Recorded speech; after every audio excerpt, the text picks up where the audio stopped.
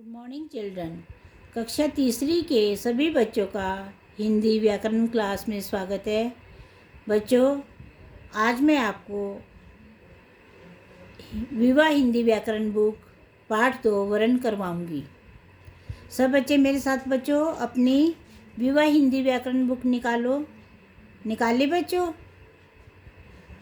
अपनी rough notebook भी निकालो और सब बच्चे अपनी नोटबुक में भी ये काम करना, ठीक है बच्चों। पाठ 2 वर्ण पेज 10 स्टार्ट करेंगे बच्चों। नीचे दिए चित्रों के नीचे लिखे शब्दों को पढ़िए। बच्चों, यहाँ पर नीचे कुछ चित्र दिए गए हैं। आप इन चित्रों को देख के पढ़ो कि ये किस चीज़ के चित्र हैं। ये आपको दिखाई दे रहा है बच्चों, गाजर, सितार, सेब। गाजर, सितार, सेब। ग प्लस अ प्लस ज प्लस अ प्लस र प्लस ज अ गाजर। स प्लस ई प्लस त प्लस अ प्लस र प्लस अ सितार। स प्लस ए प्लस ब प्लस अ सेब। गाजर, सितार, सेब। गाजर, सितार और सेब शब्द कई ध्वनियों से मिलकर बने हैं। इन ध्वनियों को वर्ण या अक्षर कहते हैं। गाजर, सितार और सेब शब्द कई ध्वनियों से मिलकर बने हैं। ध्वनियों का अर्थ होता है बच्चों आवाज़। जैसे बच्चों यहाँ पे गाजर है, सितार है, सेब है, तो कई तरह की आवाज़ें निकलती हैं। इनको हम क्या बोलते हैं? ध्वनियाँ, ठीक है बच्चों। इस वर्ण भाषा की सबसे छोटी इकाई है। वर्ण जो है बच्चों वो भाषा की सबसे छोटी इकाई है जिसे तोड़ा नहीं जा सकता। उसको क्या नहीं किया जा सकता? तोड़ा नहीं जा सकता। हिंदी भाषा में जितनी भी ध्वनियाँ हैं उन्हें लिखने के लिए वर्णों का प्रयोग करते हैं। बच्चों, हिंदी भाषा में जितनी भी ध्वनियाँ हैं उन्हें लिखने के लिए वर्णों का प्रयोग करते हैं। यही वर्णों की लड़ी वर्णों की माला अर्थात वर्णमाला कहलाती है। हिंदी में वर्ण 2 प्रकार के होते हैं। बच्चों, हिंदी में वर्ण 2 प्रकार के होते हैं। वर्ण के भेद बच्चों, वर्ण कितने प्रकार के होते हैं? वर्ण 2 प्रकार के होते हैं, स्वर और व्यंजन। स्वर, व्यंजन। बच्चों, यहाँ पे ये स्वर हैं। मैं एक बार आपके सामने स्वर पढ़ूंगी। अ, आ, ई, उ, री। अ, आ, ई, उ, री। ए, ए, ओ, औ, अंग, ए। ए, ओ, औ, अंग, ए। बच्चों, अभी मैंने आपको स्वर बताए हैं। अब नेक्स्ट पेज पे बच्चों, पेज 11 पे व्यंजन है। अब हम व्यंजन पढ़ेंगे। बच्चों, क के पैर में आपको हलंत दिखाई दे रहा है ना? क व्यंजन क, ख, ग, घ, अंग। च, छ, ज, झ, य। ट, ठ, ड, ढ, ण। त, थ, द, ध न, प फ ब भ म, य र ल व, श श स ह ह। व्यंजन क ख ग घ अंग, च छ ज झ अन, ट ठ ड ढ अण, त थ द ध न, प फ ब भ म, य र ल व, श स स ह। बच्चों ये संयुक्त संयुक्त व्यंजन क्ष त्र गे श्र, क्ष त्र ज्ञ श्र, स्वर बिना किसी की सहायता के बोले जाते हैं। बच्चों स्वर क्या होते हैं? स्वर बिना किसी की सहायता के बोले जाते हैं। स्वर क्या होते हैं बच्चों? स्वर बिना किसी की सहायता के बोले जाते हैं।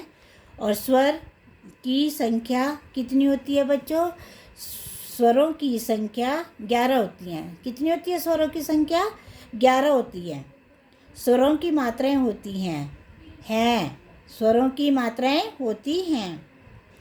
अंग और ए को स्वर के साथ लिखा जाता है।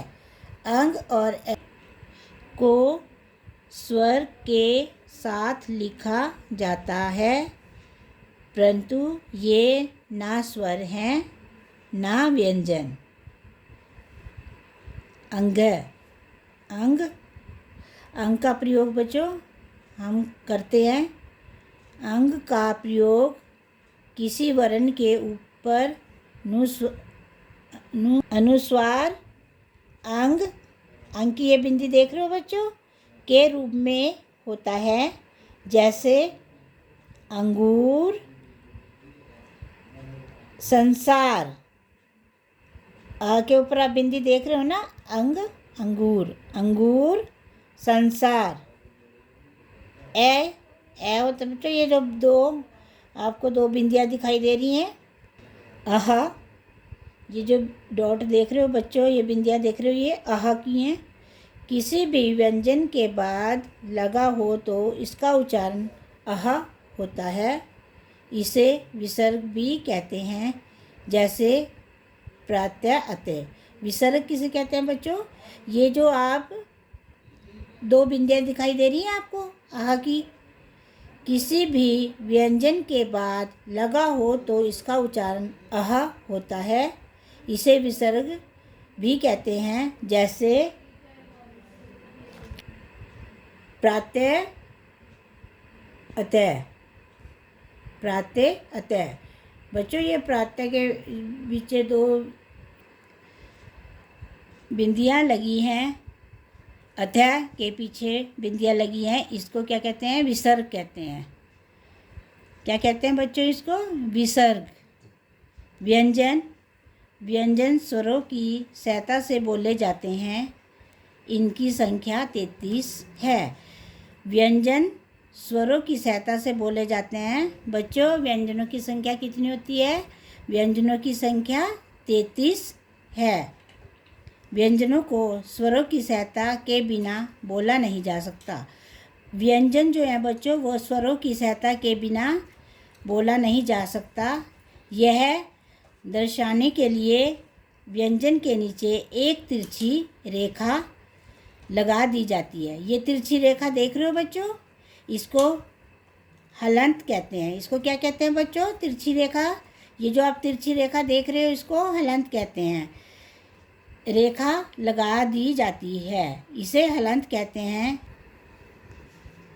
बच्चों ये क के नीचे आप तिरछी रेखा देख रहे हैं, इसको हलंत कहते हैं। ये जो तिरछी रेखा देख रहे हो आप, इसको हलंत कहते हैं। जिस व्यंजन के नीचे तिरछी रेखा हलंत नहीं है तो समझ लेना चाहिए इसमें कोई स्वर जुड़ा है। बच्चों जिस व्यंजन के नीचे तिरछी रेखा हलंत नहीं है तो समझ लेना चाहिए इसमें कोई स्वर जुड़ा है। यदि हलंत लगा है तो उसमें कोई स्वर नहीं जुड़ा। यदि हलंत लगा है तो उसमें कोई स्वर नहीं जुड़ा। जैसे बच्चों क के पैर में हलंत देख रहे हो आप, क के पैर में हलंत, क में हलंत लगा है बच्चों, प्लस अ, क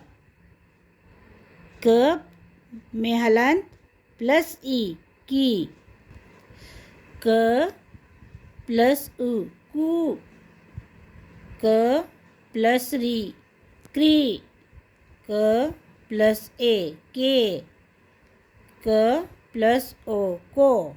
दोबारा देखेंगे बच्चे, इसको दोबारा से रिपीट करेंगे। क प्लस अ, क प्लस ई, की, क प्लस उ, कु, क, की, कु, क प्लस री, क्री, क प्लस ए, के, क प्लस ओ, को, क्री, के, को। व्यंजनों के साथ स्वरों के जो चिन्ह होते हैं उन्हें मात्रा कहते हैं। बच्चों व्यंजनों के साथ मात्रा किसे कहते हैं बच्चों? व्यंजनों के साथ स्वरों के जो चिन्ह होते हैं उन्हें मात्रा कहते हैं। ये देखो बच्चों यहाँ पे लिखा है क्ष, त्र, ज्ञ, श्र। ये क्या है बच्चों? संयुक्त अक्षर हैं। ये दो व्यंजनों के मेल से बनते हैं। बच्चों ये जो अक्षर है ये दो व्यंजनों के मेल से बनते हैं। बच्चों ये क्ष देख रहे हो आप, क्ष में आप देख रहे हो कि दो व्यंजन कौन सी हैं? क प्लस श, शलगमी, षटकोण। क्ष देख रहे हो बच्चों? क प्लस श, क्षमा। त्र, त प्लस र, त्रिकोण।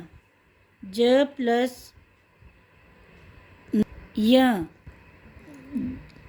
ज्ञ, ज प्लस य, ज्ञानी। श्र, स प्लस र, श्रम, ज्ञानी, श्रम। क्षमा, त्रिकोण, ज्ञानी, श्रम।